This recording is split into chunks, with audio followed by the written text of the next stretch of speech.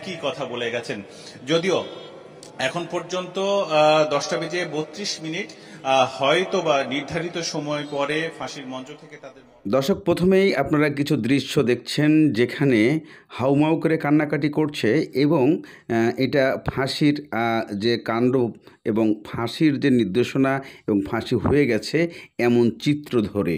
কিন্তু হিটুর ফাঁসি আদৌ কি আসলে আজকে রাত্রে হয়ে গেছে?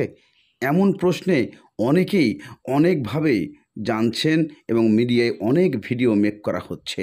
কিন্তু আজকের এই ভিডিওটি এক জায়গার থেকে সংগ্রহ করা, যে সেখানে হিটু শেখের ফাঁসি আজকে হয়ে গেছে এমন মন্তব্য। গণমাধ্যম কর্মীদের কিন্তু আনুষ্ঠানিকভাবে কোনো ঘোষণা দেননি।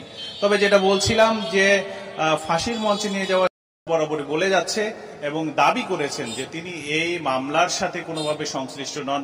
ফাঁসির মঞ্চেও চিৎকার করে তিনি একই কথা বলে গেছেন। যদিও এখন পর্যন্ত 10:32 হয়তো বা নির্ধারিত সময় পরে ফাঁসির মঞ্চ থেকে তাদের মরদেহ নামানো হয়েছে। এরপরে গোসলের পালা এবং পাশাপাশি আনুষ্ঠানিকতা যা ছিল সেগুলো।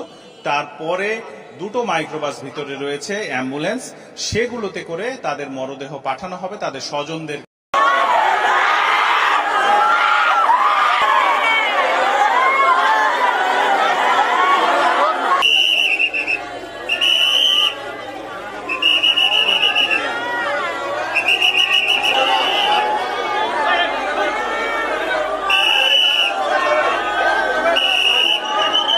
এমনভাবে ভিডিওগুলো মেক করা হচ্ছে এবং এমনভাবে তারা মেক করছে যেখানে ভিডিওগুলো ধরার কোনো সূত্রই নাই যে আসল না নকল।